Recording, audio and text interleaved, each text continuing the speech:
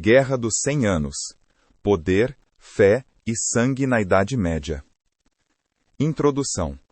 A Guerra dos 100 Anos não foi apenas um evento militar contínuo, mas sim um mosaico complexo de tensões que definiu a transição da Idade Média para a Era Moderna no continente europeu. No coração desta disputa estava a colisão entre duas concepções de poder que já não podiam coexistir no mesmo espaço geográfico e político.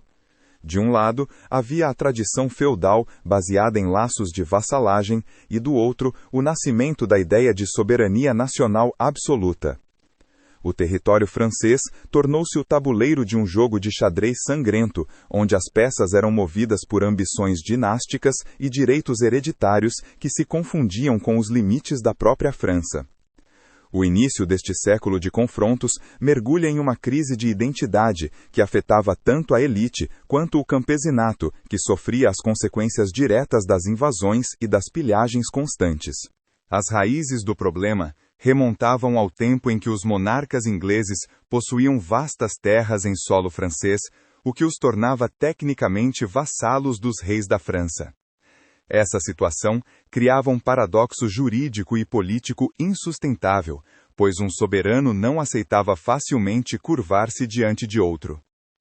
Quando a linhagem principal dos Capetos chegou ao fim, sem um herdeiro direto masculino, a questão sucessória serviu como o estopim perfeito para incendiar rivalidades latentes. As batalhas que se seguiram não alteraram apenas as fronteiras, mas revolucionaram a própria arte da guerra e a tecnologia militar da época. O surgimento do arco longo galês e mais tarde o uso estratégico da artilharia com pólvora marcaram o declínio da cavalaria pesada, que era o símbolo máximo da nobreza feudal. As batalhas que se seguiram não alteraram apenas as fronteiras, mas revolucionaram a própria arte da guerra e a tecnologia militar da época. A figura do cavaleiro blindado perdia espaço para o soldado profissional e para o arqueiro capaz de abater oponentes a grandes distâncias, mudando a dinâmica de poder. Além do aspecto militar, a economia europeia foi profundamente abalada por esse estado de guerra permanente, que exigia impostos cada vez maiores para sustentar exércitos distantes e caros. O impacto social desse período foi intensificado por calamidades naturais e crises sanitárias, como a peste negra, que dizimou populações inteiras enquanto os exércitos marchavam. O sofrimento humano atingiu níveis inimagináveis, forçando a sociedade a se reorganizar e a questionar as velhas estruturas de proteção que a nobreza deveria oferecer. Surgiram revoltas camponesas e um novo sentimento de pertencimento que ultrapassava a lealdade ao senhor local, focando agora na figura do rei e na terra natal.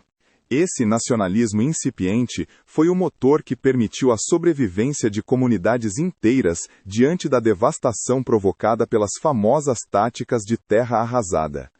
Ao analisarmos esse panorama vasto, percebemos que o conflito moldou as identidades da Inglaterra e da França como as conhecemos hoje de forma definitiva.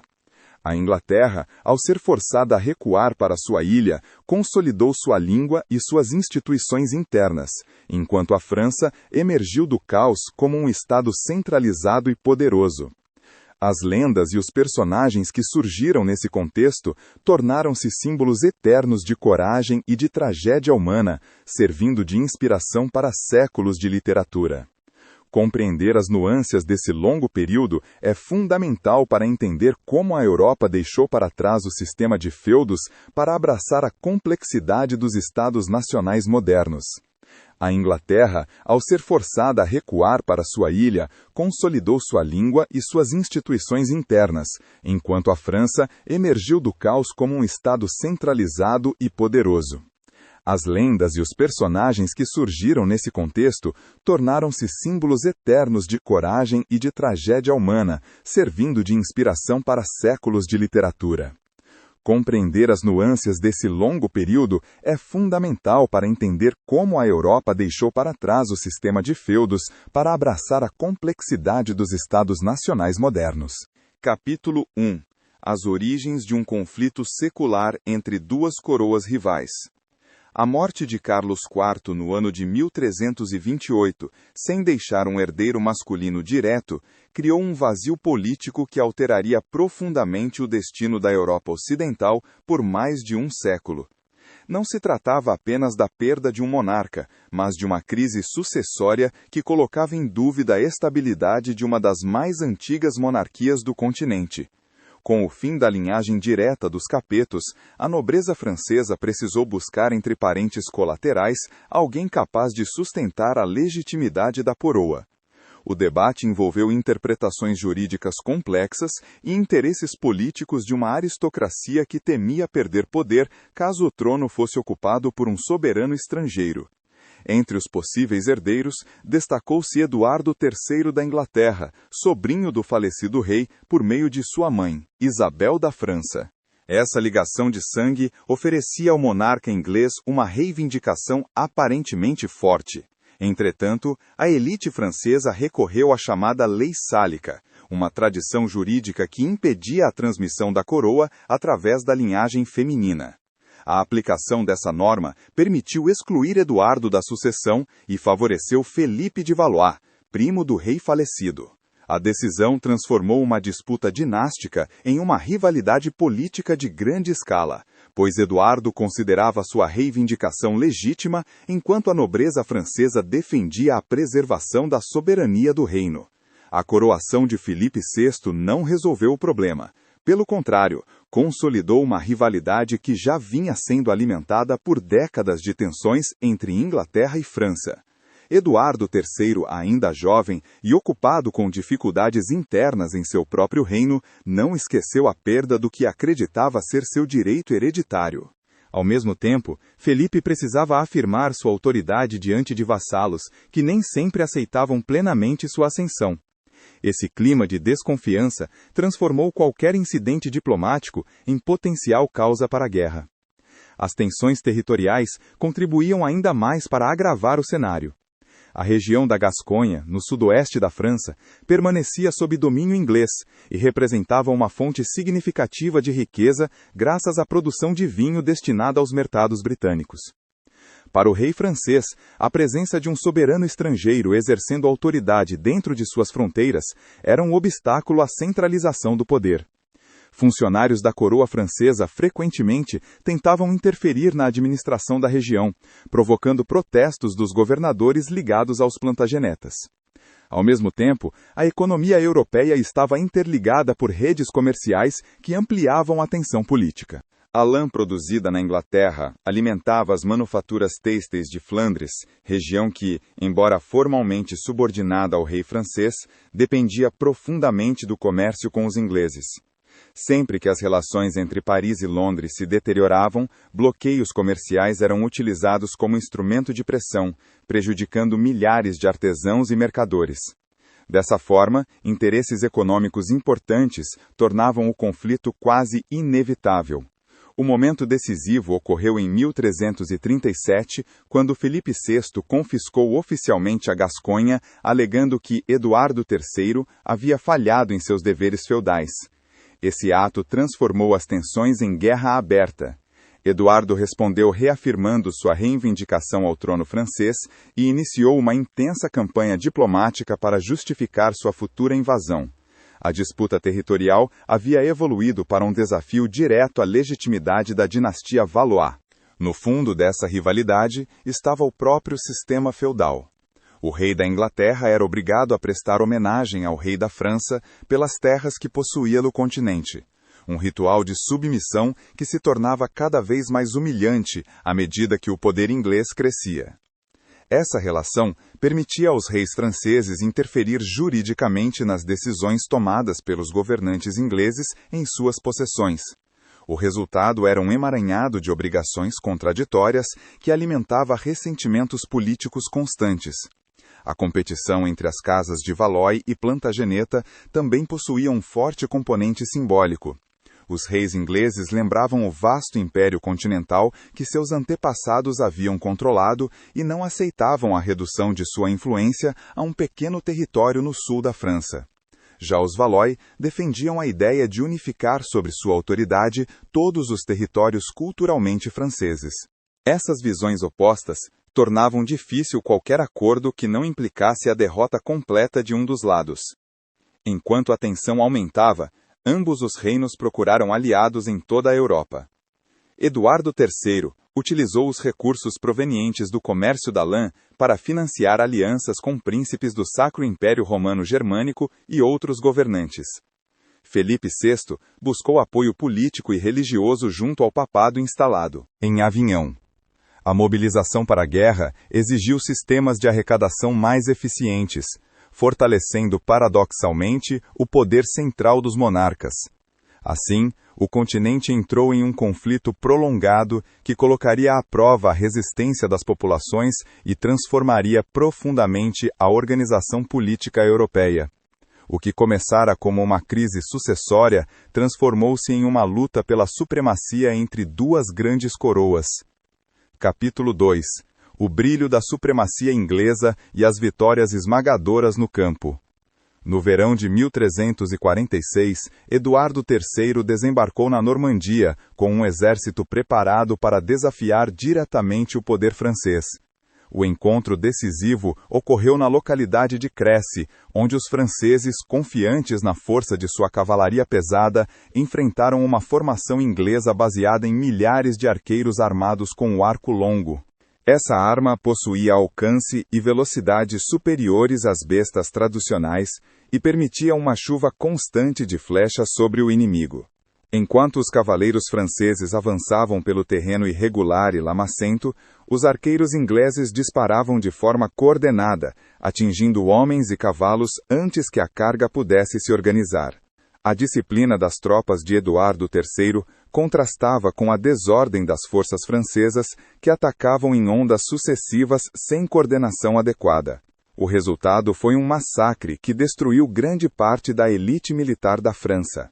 Crécy representou mais do que uma simples derrota. A batalha revelou que a cavalaria pesada, símbolo do poder aristocrático medieval, podia ser derrotada por infantaria bem treinada e estrategicamente posicionada. A eficácia do arco longo estava ligada não apenas à arma, mas ao treinamento constante que camponeses ingleses realizavam desde a infância. Enquanto a nobreza francesa investia em armaduras e cavalos caros, o reino inglês havia desenvolvido uma força militar popular altamente eficiente. A vitória permitiu a Eduardo III sitiar e conquistar a cidade portuária de Calais, estabelecendo uma base estratégica para futuras campanhas no continente. A notícia da derrota espalhou-se por toda a Europa, abalando profundamente a confiança na supremacia da cavalaria feudal. Para os franceses, o impacto foi devastador, tanto no plano militar quanto psicológico. 10 anos depois, outro desastre atingiria a monarquia francesa. Em 1356, durante uma incursão liderada por Eduardo de Woodstock, conhecido como o Príncipe Negro, as forças inglesas enfrentaram o exército do rei João II na Batalha de Poitiers. Embora os franceses possuíssem superioridade numérica, repetiram muitos dos erros táticos de Crécy. A desorganização do ataque permitiu que os arqueiros e a infantaria inglesa desestabilizassem as linhas inimigas. No caos que se seguiu, o próprio rei da França foi capturado. A captura de João II foi um evento extraordinário, pois significava que o reino havia perdido não apenas a batalha, mas também seu governante. Levado para Londres, o monarca foi tratado com cortesia, mas seu resgate exigia uma soma enorme que ameaçava arruinar as finanças francesas. Enquanto o rei permanecia prisioneiro, o jovem Delfim Carlos precisava administrar um país mergulhado em crise. Revoltas camponesas surgiam devido ao aumento de impostos, e companhias de mercenários percorriam o território saqueando vilarejos. A ausência do rei revelou a fragilidade da estrutura política francesa, excessivamente dependente da autoridade pessoal do monarca. Ao mesmo tempo, os ingleses aperfeiçoaram uma estratégia que ampliava ainda mais a pressão sobre a França, as chamadas cavalgadas. Essas expedições consistiam em ataques rápidos contra áreas rurais com o objetivo de destruir colheitas, roubar gado e enfraquecer a economia do inimigo. Ao evitar confrontos diretos com fortalezas bem defendidas, os ingleses conseguiam causar grande destruição com relativamente poucos recursos. Vilarejos inteiros eram incendiados enquanto as tropas avançavam rapidamente pelo interior do país. O impacto psicológico dessas incursões era enorme, pois criavam um sentimento de insegurança permanente entre a população. Camponeses abandonavam suas terras e buscavam refúgio nas cidades, enquanto a produção agrícola diminuía drasticamente. Além de enfraquecer a economia francesa, as cavalgadas minavam o próprio sistema feudal. Senhores locais eram incapazes de proteger suas terras e camponeses, o que gerava revoltas e desconfiança em relação à autoridade da coroa. A guerra deixava de ser apenas um confronto entre exércitos e transformava-se em um processo de desgaste contínuo da sociedade francesa. Os recursos obtidos com os saques ajudavam a financiar as campanhas inglesas e enriqueciam a economia da Inglaterra. Enquanto isso, a França enfrentava empobrecimento crescente e dificuldades para manter suas forças militares. Esse desequilíbrio de poder acabaria levando à assinatura do Tratado de Bretigny, que formalizou importantes concessões territoriais à Inglaterra. Ao final dessas décadas de guerra, o território francês estava profundamente devastado. Estradas comerciais haviam sido abandonadas, castelos estavam em ruínas e muitas regiões agrícolas haviam sido destruídas. A estratégia inglesa de exaustão havia enfraquecido o reino adversário e demonstrado que a guerra medieval estava passando por uma transformação decisiva. Assim, as vitórias iniciais da Inglaterra não apenas redefiniram o equilíbrio de poder entre as duas coroas, mas também alteraram a própria natureza do conflito, inaugurando uma fase em que a logística, a economia e a estratégia de desgaste se tornaram tão importantes quanto a bravura no campo de batalha. Capítulo 3. O Tratado de Bretigny e a breve ilusão de uma paz duradoura. O ano de 1360 marcou um ponto de inflexão na geopolítica europeia, quando França e Inglaterra se reuniram em Bretigny para formalizar uma interrupção temporária das hostilidades. O acordo não surgiu de uma negociação equilibrada, mas de um contexto em que a Inglaterra ditava os termos, mantendo o rei francês João II como refém e usando sua captura como instrumento de pressão política. Pelo tratado, Eduardo I recebia soberania plena sobre uma vasta extensão territorial que incluía Aquitânia, Gasconha, Poitou e a estratégica cidade portuária de Calais. A inovação jurídica mais sensível estava no fato de que esses territórios seriam desligados de obrigações de vassalagem diante da coroa francesa, criando na prática um domínio inglês autônomo dentro do continente.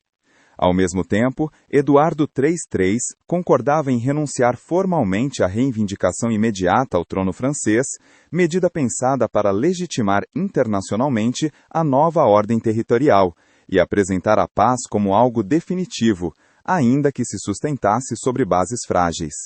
A redistribuição de terras em escala tão ampla exigiu um esforço administrativo raro para a época, alterando a vida de milhões de pessoas que, sem se deslocarem, passavam a viver sob outra coroa.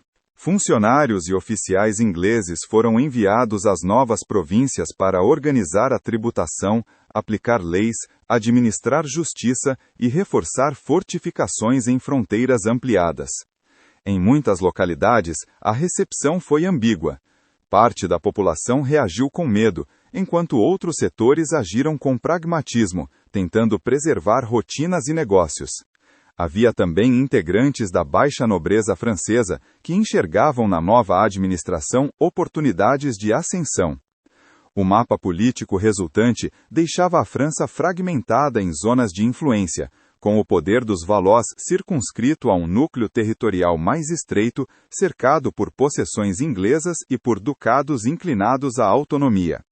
Na prática, porém, a execução do tratado encontrou resistências, sobretudo em cidades orgulhosas de sua lealdade histórica a Paris, para as quais a ocupação inglesa representava uma afronta cultural. Juramentos de fidelidade e transferências formais arrastaram-se por meses, revelando que a paz assinada no papel era muito mais difícil de implementar no terreno instável da realidade feudal. Nos anos seguintes, a Inglaterra viveu um período de prosperidade em que a riqueza extraída das províncias continentais alimentava os cofres reais em Londres. Sem grandes campanhas militares, Eduardo III pôde fortalecer instituições internas e estimular uma cultura nacional que começava a se afastar de suas raízes francófonas. O parlamento ganhou maior importância ao regular o comércio da lã e supervisionar gastos, criando mecanismos de governança mais sólidos e menos dependentes da vontade pessoal do monarca. A nobreza inglesa, por sua vez, voltou-se ao desenvolvimento de propriedades rurais, investindo o capital acumulado nos anos de guerra. No continente, o domínio inglês parecia consolidado por meio de guarnições bem distribuídas e de uma burocracia voltada a integrar economias locais ao sistema comercial das Ilhas Britânicas. O príncipe negro foi nomeado príncipe da Aquitânia e instalou uma corte em Bordeaux, atraindo artistas, intelectuais e cavaleiros, o que reforçava a impressão de um domínio estável e duradouro, além de estimular a atividade comercial do vinho gascão. Ainda assim, o custo de sustentar um império continental começou a se tornar pesado. A resistência passiva de parte da população local exigia vigilância constante, e a soberania inglesa dependia de um exército profissional que não podia ser totalmente desmobilizado, sob risco de revoltas e de ataques nas fronteiras. Eduardo III precisava equilibrar as demandas de seus vassalos, que desejavam menos impostos, com a necessidade de financiar uma administração distante e cara. Essa tensão financeira passou a indicar que a hegemonia alcançada em Bretigny poderia transformar-se em fardo, sobretudo sem novas vitórias e espólios que alimentassem a máquina de guerra e a estrutura ocupacional. Enquanto isso, a França atravessava um período de reorganização amarga sob a liderança do Delfim Carlos. O pagamento do enorme resgate para libertar João II drenava recursos, favorecia a inflação e empobrecia tanto a burguesia urbana quanto o campesinato já exausto. Enquanto isso, a França atravessava um período de reorganização amarga sob a liderança do Delfim Carlos. O pagamento do enorme resgate para libertar João II drenava recursos, favorecia a inflação e empobrecia tanto a burguesia urbana quanto o campesinato já exausto. Enquanto isso, a França atravessava um período de reorganização amarga sob a liderança do Delfim Carlos. O pagamento do enorme resgate para libertar João II drenava recursos, favorecia a inflação e empobrecia tanto a burguesia urbana quanto o campesinato já exausto. O sentimento de humilhação não se restringia às elites e espalhava-se por todas as camadas sociais, que viam a fragmentação do território como uma punição e como prova da falência da nobreza em proteger o reino. Nesse clima, germinou uma resistência que não se expressava, em um primeiro momento, por batalhas campais, mas por sabotagens administrativas, recusa em pagar tributos e apoio clandestino ao governo de Paris. Clérigos e intelectuais escreveram textos que reforçavam a legitimidade dos Valois e a unidade espiritual da França, alimentando uma guerra de propaganda que preservava a ideia de uma nação, mesmo sob ocupação. Nas províncias cedidas, redes de comunicação mantinham Paris informado sobre movimentos de tropas e estado das defesas, sustentadas pela esperança de que, ao assumir o trono, o Delfim pudesse anular os termos impostos. A instabilidade social piorou com a presença das grandes companhias, mercenários desempregados que, na ausência de guerra oficial, passaram a saquear o interior por conta própria. Como o governo central enfrentava restrições políticas e falta de recursos, esses grupos ampliavam o sofrimento além do que muitos haviam vivido nos anos de batalha regular.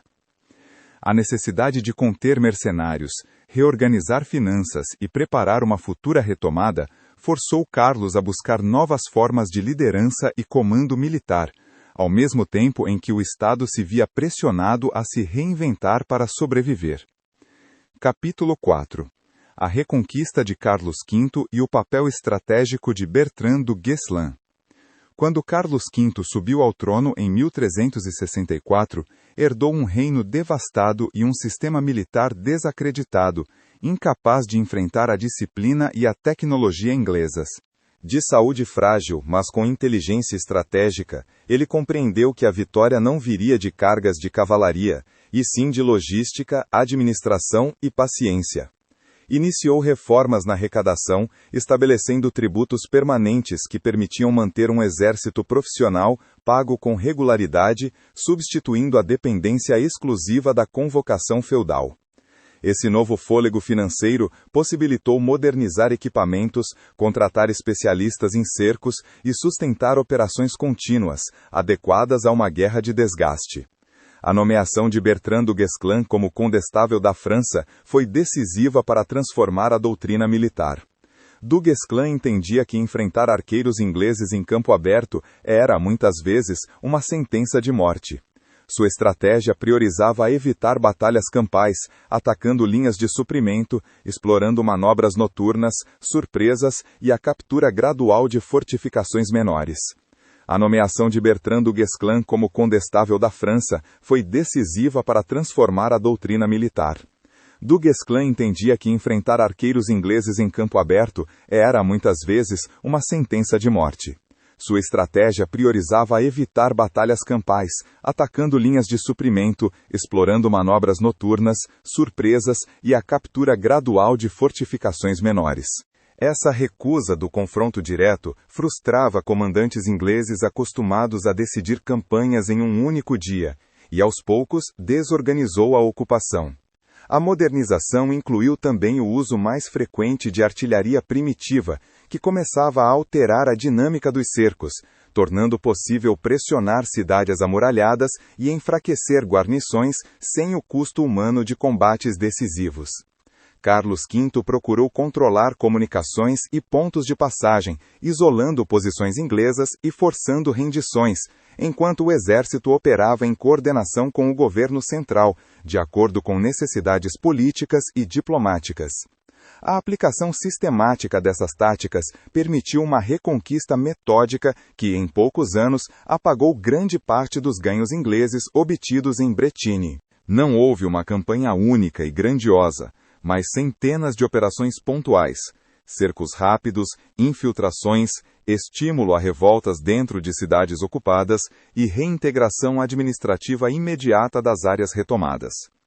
Ao final da década de 1370, localidades como Poitiers e La Rochelle, além de extensas porções da Aquitânia, retornaram ao controle de Carlos V. A marinha francesa, reconstruída com apoio castelhano, passou a desafiar o trânsito inglês, dificultando reforços e suprimentos vindos de Londres e tornando as guarnições continentais mais vulneráveis. Cada fortaleza recuperada era reforçada e convertida em base para a próxima ofensiva, criando um efeito cascata que desmoralizava posições isoladas e revelava a fragilidade do Império Inglês, dependente de vitórias em batalhas que os franceses agora evitavam. A reconquista também teve dimensão diplomática. Carlos V renegociou alianças com nobres que haviam jurado fidelidade a Eduardo III, por necessidade, oferecendo perdão e manutenção de privilégios àqueles que retornassem à obediência francesa. Ao combinar concessões e pressão, reduziu ressentimentos e restaurou a autoridade real com menos ruptura social nas províncias recuperadas. Assim, a estratégia de cercos e reintegração não venceu apenas no plano militar, mas também no político, ao mostrar que a coroa francesa voltava a oferecer proteção e ordem. Em paralelo, ondas da peste negra continuavam a atingir a Europa, alterando a estrutura social e econômica. A morte em massa criou escassez de mão de obra e elevou o poder de negociação dos sobreviventes diante de senhores e autoridades urbanas. Na França, a pressão fiscal e a devastação alimentaram a Jacquerie, revolta camponesa violenta contra a nobreza. Na Inglaterra, a tensão culminou na Revolta Camponesa de 1381, com exigências pelo fim da servidão e por redução de impostos de guerra.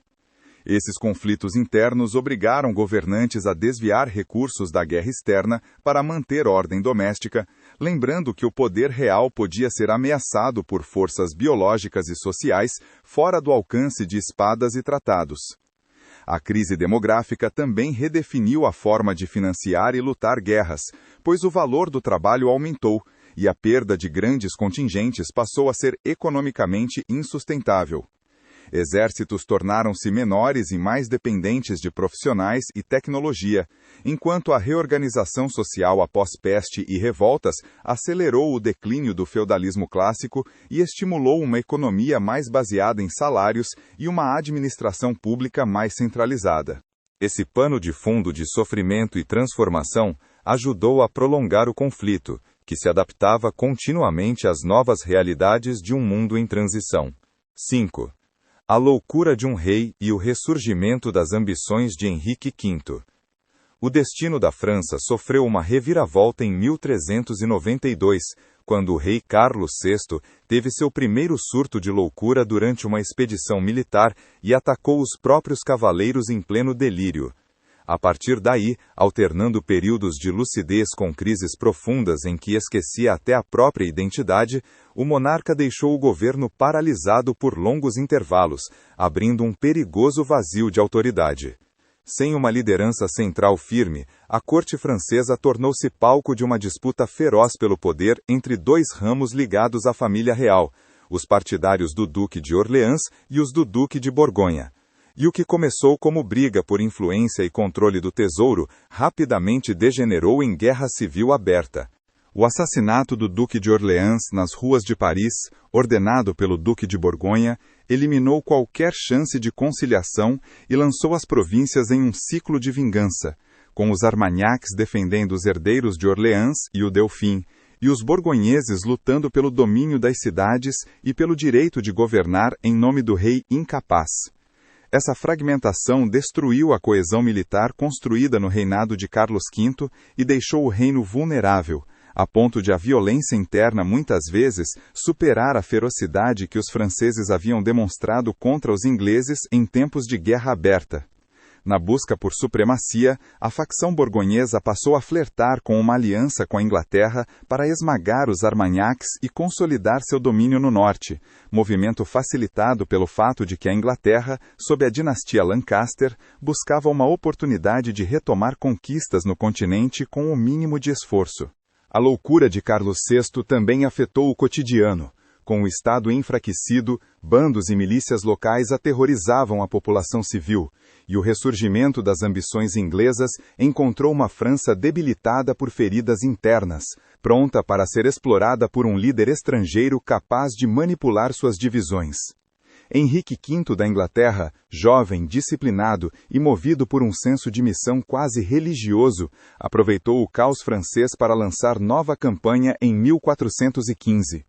Após desembarcar na Normandia e enfrentar o difícil cerco de Harfleur, seu exército foi interceptado por uma força francesa massiva na planície lamacenta de Azincourt. Mesmo em desvantagem numérica e exaustos por marchas forçadas, os ingleses contavam com a liderança carismática do rei e com a superioridade tática de arqueiros posicionados defensivamente. Os nobres franceses, associados à facção Armagnac, cometeram o erro de atacar frontalmente por um campo estreito e coberto de lama que impedia a velocidade e manobras, e a batalha terminou em massacre. A elite da cavalaria francesa foi abatida por flechas, derrubada e executada no chão por infantaria comum. Milhares de nobres, altos oficiais e membros de linhagens importantes morreram em poucas horas, e a estrutura de comando militar francesa foi devastada. Henrique V ordenou a execução de muitos prisioneiros para evitar uma revolta na retaguarda, decisão que ressaltou sua determinação em garantir a vitória a qualquer custo.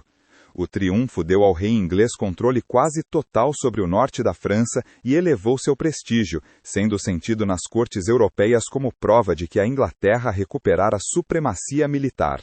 Para os franceses, foi um golpe psicológico que confirmava a incapacidade de uma nobreza dividida em proteger o reino.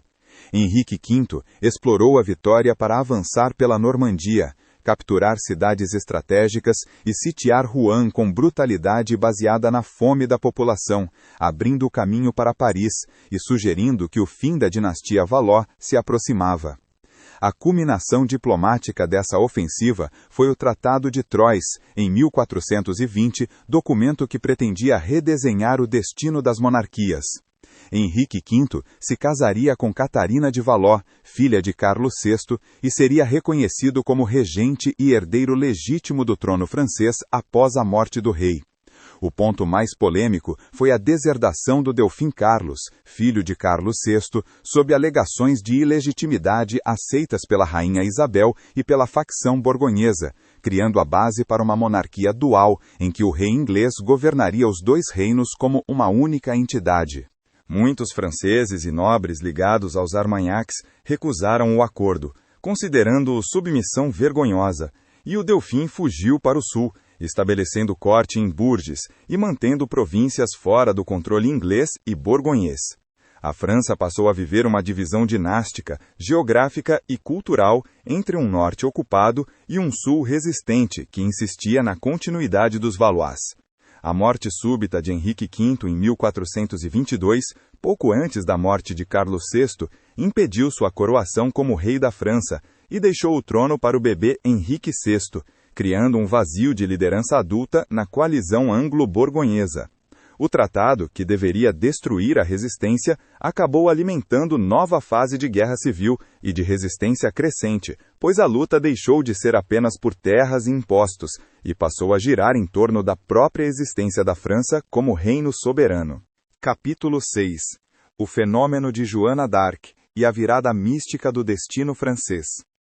No início de 1429, a França vivia paralisia quase total. O Delfim Carlos, isolado em Bourges, parecia cercado pela pressão inglesa sobre Orleans, último grande obstáculo para o avanço rumo ao sul. Foi nesse cenário que surgiu Joana d'Arc, jovem camponesa de Dom Remy, que afirmava ouvir vozes de santos, ordenando que expulsasse os invasores e conduzisse o herdeiro ao trono. Sua chegada à corte provocou ceticismo e curiosidade, e, após exames teológicos e testes de integridade conduzidos por clérigos e nobres, Joana convenceu o Delfim de sua missão, recebendo armadura, estandarte e comando simbólico de uma força de socorro para romper o cerco. Sua presença alterou imediatamente a atmosfera no exército.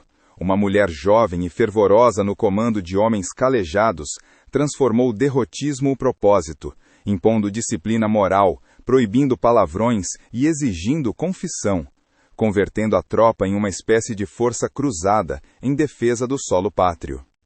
A ideia de que Deus estava ao lado da França espalhou-se por aldeias e cidades, alimentando entusiasmo popular e desafiando a ordem imposta pelo Tratado de Troyes no norte. A jornada até Chinon e episódios como o reconhecimento de Carlos entre cortesãos, mesmo quando ele se disfarçava, tornaram-se sementes de lendas que reforçavam a convicção de que ela possuía um impulso superior, quebrando a inércia política e preparando uma reviravolta improvável em que fé e carisma individual se tornariam motores de recuperação nacional. Em abril de 1429, Joana chegou às proximidades de Orleans quando o cerco inglês parecia inexpugnável, sustentado por fortificações que estrangulavam suprimentos. Com agressividade tática que surpreendeu veteranos, liderou ataques diretos contra bastiões, empunhando o estandarte e assumindo a dianteira em assaltos, e em poucos dias os ingleses foram obrigados a levantar o cerco e recuar. A vitória foi interpretada pelos franceses como milagre e pelos ingleses como feitiçaria, e seu efeito psicológico foi imediato.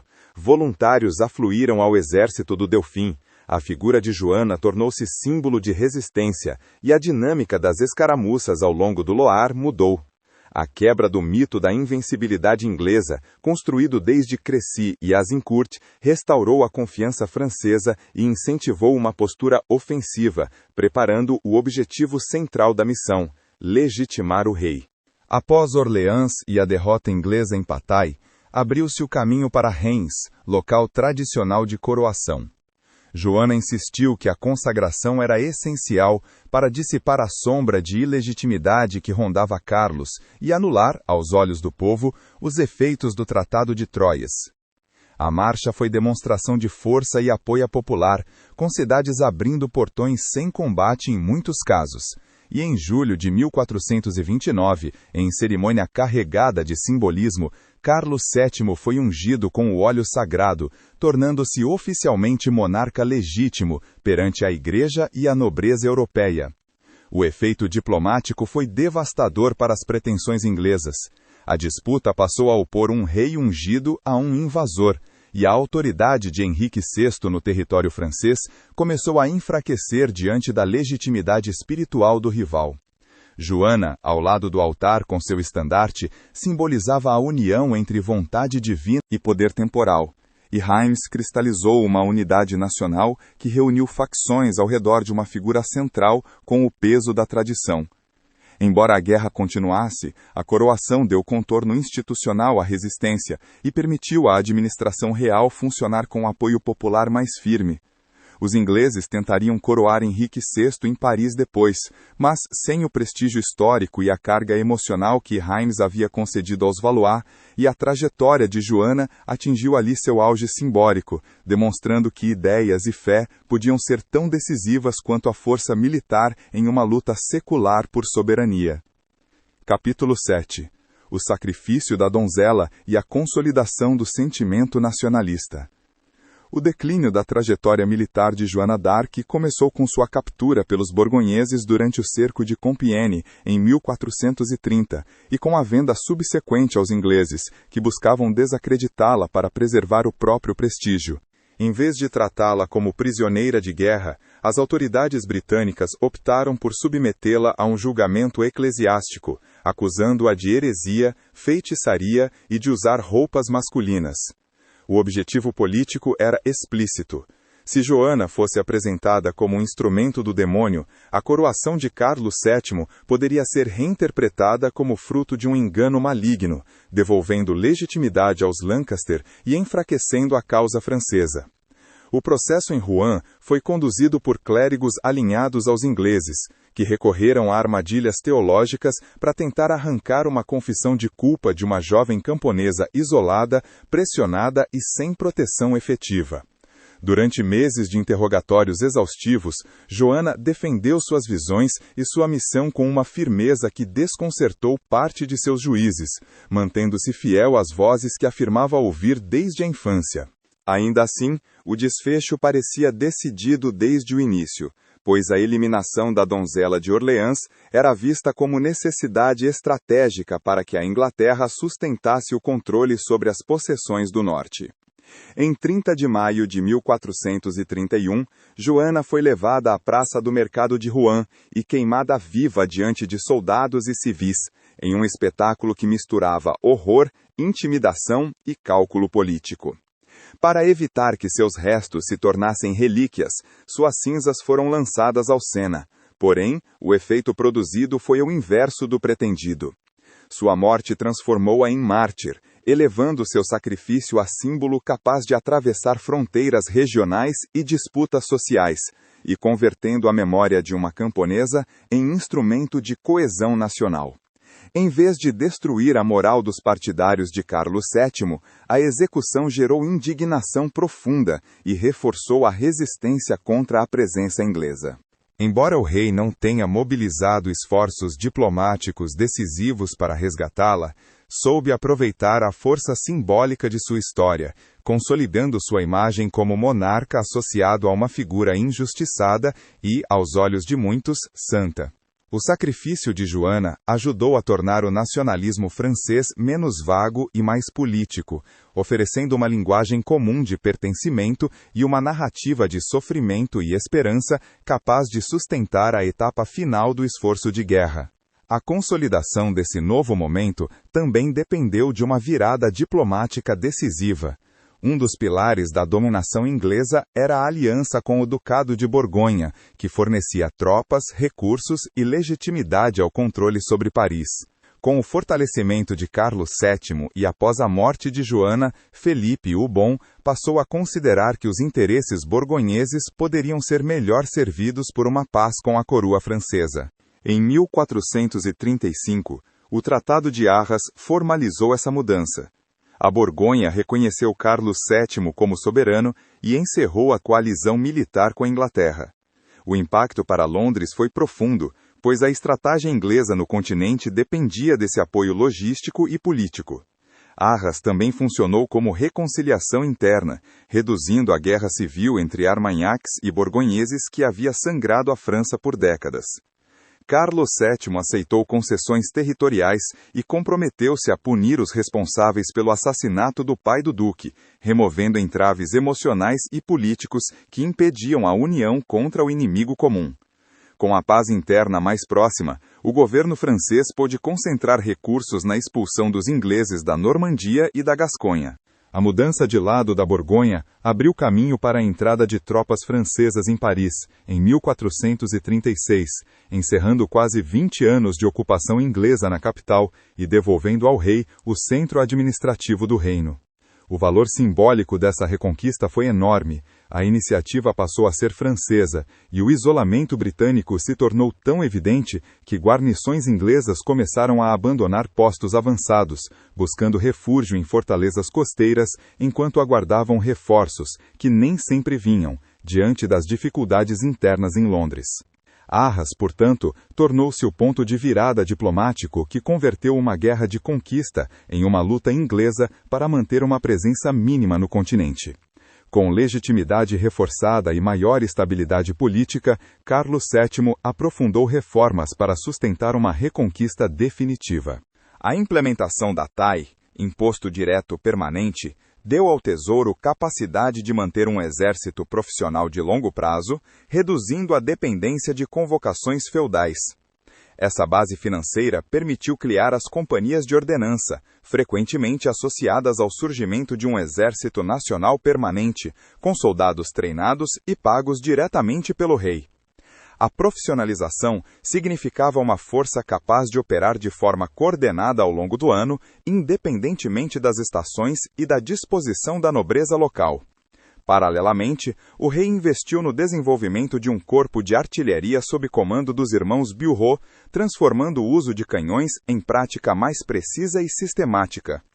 A artilharia francesa ganhou superioridade técnica, capaz de reduzir fortalezas em menos tempo por meio de bombardeios intensos, neutralizando defesas estáticas de guarnições inglesas remanescentes e contribuindo para a retomada rápida da Normandia em 1450, com cidade após cidade caindo diante do novo poder de fogo. A reorganização não foi apenas militar. Carlos VII desenvolveu mecanismos de logística e inteligência para manter tropas abastecidas em campanhas prolongadas. Cercou-se de conselheiros e burocratas eficientes e fortaleceu a centralização administrativa, reduzindo perdas por corrupção e improviso. Esse conjunto de transformações preparou a França não apenas para vencer a guerra, mas para emergir dela como monarquia mais centralizada e capaz de projetar influência. A ofensiva final contra as possessões inglesas foi resultado de décadas de aprendizado amargo. O exército francês deixou de ser uma soma de milícias aristocráticas e tornou-se uma máquina de guerra mais moderna, disciplinada e coordenada. Capítulo 8.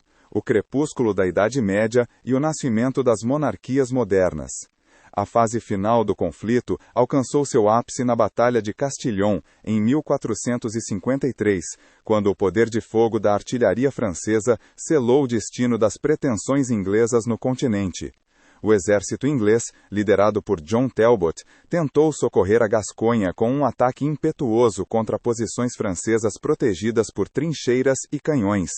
Diferentemente do início da guerra, os franceses evitaram o combate corpo a corpo imediato e confiaram na artilharia para destruir as colunas inimigas antes que alcançassem as defesas. O massacre resultante demonstrou que a era dos cavaleiros e, em grande medida, a centralidade dos arqueiros longos estavam sendo superadas pela supremacia tecnológica das armas de fogo. Talbot morreu em combate, e sua derrota simbolizou o colapso final da resistência inglesa em solo francês após mais de um século. Bordeaux rendeu-se pouco depois, marcando a perda da última grande possessão inglesa na Aquitânia e confirmando que as reformas de Carlos VII haviam criado uma força militar capaz de dominar os adversários do período, com a artilharia assumindo papel central na estratégia. Com a queda de Bordeaux, os ingleses foram expulsos de quase todo o território francês, mantendo apenas Calais no extremo norte. A retirada encerrou as pretensões Plantagenetas e Lancaster de governar a França, como projetado em Troyes, e a Inglaterra, exausta por gastos e derrotas, mergulhou em crise interna que desembocaria na Guerra das Duas Rosas, desviando a atenção do continente. A perda de Gasconha e Normandia forçou uma redefinição insular, favorecendo o foco em marinha e rotas marítimas, e alterando a economia de uma aristocracia que já não podia contar com tributos e saques franceses. Ao mesmo tempo, a ausência de obrigações feudais continentais contribuiu para consolidar sistema legal e língua nacional inglesa, enquanto a França, agora poderosa demais para ser conquistada, concentrou-se em assegurar fronteiras e impedir o retorno de bases inglesas além de Calais.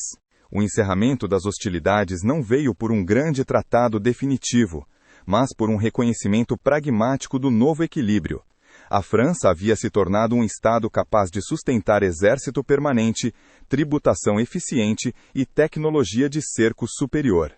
A expulsão quase total dos ingleses foi celebrada como vitória da perseverança e da legitimidade, reforçando a ideia de um Estado-nação em que fronteiras e autoridade política coincidiam sobre um único monarca soberano.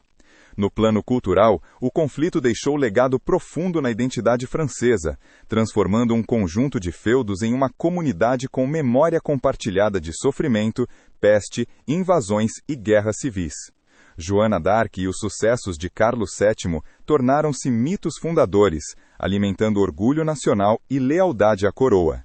No plano cultural, o conflito deixou legado profundo na identidade francesa, transformando um conjunto de feudos em uma comunidade com memória compartilhada de sofrimento, peste, invasões e guerras civis.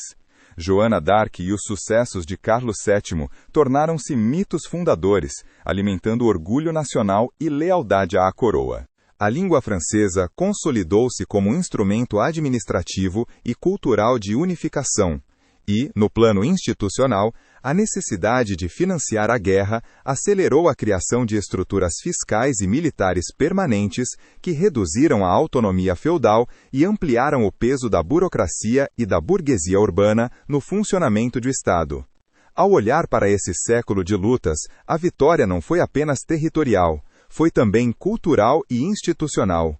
A França emergiu como monarquia centralizada e resiliente, enquanto a Inglaterra reforçou sua vocação marítima e comercial, agora mais apartada do continente. O fim da Guerra dos 100 Anos sinalizou o crepúsculo de impérios feudais transnacionais e nascimento de uma competição entre estados soberanos, em que administração, tecnologia e a ideia de pátria se tornariam pilares centrais do mundo ocidental moderno.